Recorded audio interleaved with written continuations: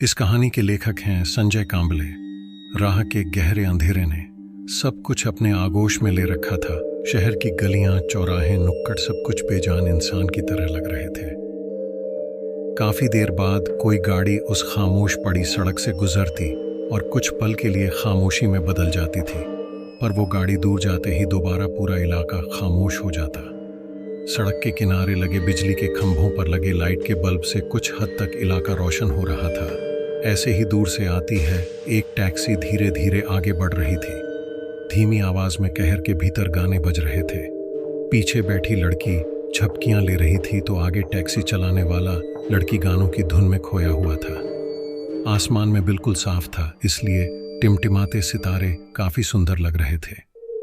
दहेज जगह होने में केवल 5 मिनट का रास्ता बाकी था और ये सवारी छोड़कर उसे दोबारा कॉल सेंटर के लिए जाना था। सब टाइम इन सेट कर रखा था। उस सुनसान सड़क से गुजरते हुए टैक्सी चौराहे के पास आकर रुक गई। कुछ देर तक टैक्सी में कोई हलचल होती नजर नहीं आ रही थी। ये समझ में नहीं आ रहा था कि वो टैक्सी रास्ता भूल चुकी है या टैक्सी खराब हो गई है। कुछ पल गुजारने के बाद टैक्सी का अगला दरवाजा खुला और 25-30 साल का एक जवान लड़का बाहर निकला। बाहर निकलते ही उसने दरवाज़ा वापस बंद कर दिया और आगे आते हुए गाड़ी का बोनट खोला। इसका मतलब गाड़ी में कुछ तो खराब ही थी। उस लड़के की नज़रें उस सुनसान सड़क के ऊपर गईं और वो अपने आप से बुदबुदाया, यार इस टैक्सी को भी अभी इस सड़क पर खराब होना था, वो भी आधी रात में। इतना कहकर वो टैक्सी का इंजन देखने लगा। 10 मिनट गुजर गए। टैक्सी शुरू करने में वो नाकाम हो चुका था, तो फिर टैक्सी का पिछला दरवाज़ा खोला और एक 20-22 साल की एक खूबसूरत लड़की बाहर निकली। सामने जाकर देखा तो वो लड़का इंजन में कुछ कर रहा था। लड़की पूछी, भैया क्या हुआ? फिर लड़का बोला, वही देख रहा हूँ। फिर लड़की पूछी, और कितनी देर लगेंगी? लड़का बोला, कुछ कह नहीं सकता मेम, शायद आपको वो दूसरी टैक्सी करनी पड़ेगी। लड़की बोली, दूसरी टैक्सी, वो भी इतनी रात को? वो लड़की परेशान हो गई। अब चिंता मत कीजिए, मैं आपके लिए दूसरी टैक्सी का इंतज़ाम करता हूँ। इतना कहकर उसने अपनी जेब से मोबाइल निकाला और कॉल लगाने लगा। काफ़ी देर मशक्क़त करने के बाद भी किसी भी गाड़ी का इंतज़ाम ना हो सका। रात के 2 बजने को थे। लड़की भी काफ़ी परेशान हो चुकी थी। भैया मुझे अभी ऐसे कुछ ही दूर जाना है, मैं चली जाऊँगी। करें नहीं मैडम, आप मेरी जिम्मेदारी है, आपको अकेले नहीं जाने दे सकता, मैं भी आपके साथ चलता हूँ। गाड़ी का बोनट वैसे ही रखकर वो दोनों फ्लैट की तरफ चलने लगे। लड़की बोली, वैसे तुम और भी काम करते हो या टैक्सी ही चलाते हो? फिर लड़का बोला, जी और भी एक नौकरी करता हूँ। स्कूल में चपरासी की नौकरी तनख्वाह कम है, इसलिए। वैसे आप कौन सा जॉब करती हैं? लड़की बोली, मैं कॉल सेंटर में काम करती थी। लड़का बोला, थी करती थी मतलब? कुछ दिन पहले एक कार एक्सीडेंट हो गया और मेरी जॉब छूट गई। मतलब आपको बेड रेस्ट दी होगी, इसलिए ज़्यादा छुट्टियां लेने की वजह से आपको नौकरी से निकाला होगा। वैसे एक्सीडेंट इसी रोड पर हुआ था या किसी और जगह? लड़की बोली, इसी सड़क पर हुआ था। उस लड़की की बात सुनकर लड़के ने कहा, आप तो बड़ी किस्मत वाली हैं। लड़की बोली, वो क्यों? लड़का बोला, जहाँ तक मेरी जानकारी है, जितनी भी एक्सीडेंट इस रोड पर हो गए हैं वो लोग बचे नहीं, आप बच गए, इसलिए खुशकिस्मत हैं। फिर लड़की बोली, इस सड़क पर काफ़ी एक्सीडेंट हो चुके हैं, कई लोगों का मानना है कि ये इलाका भूतिया है। लड़का बोला, क्या मेम साहब आप इतनी पढ़ी लिखी होकर भी इन सब बातों पर विश्वास करती है? लड़की बोली, हाँ बिल्कुल, क्योंकि भूत कभी अनपढ़ और पढ़े लिखों में फ़र्क नहीं करते, ना ही डिग्री देखकर अपना शिकार चुनते हैं। जिनको मारना होता है वो उनको अपना शिकार बना ही लेते हैं।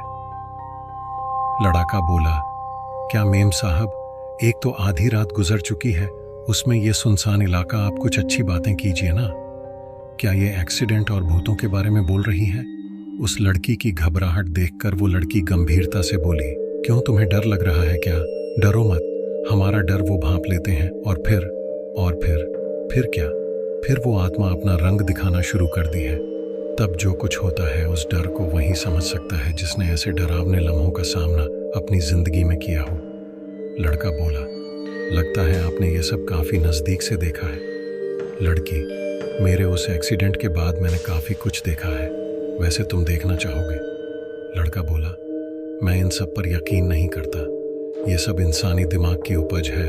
उस लड़के की बात सुनकर लड़की ने थोड़ा मुस्कुराकर कहा, सही कहा तुमने, ये सब इंसानी दिमाग की उपज है।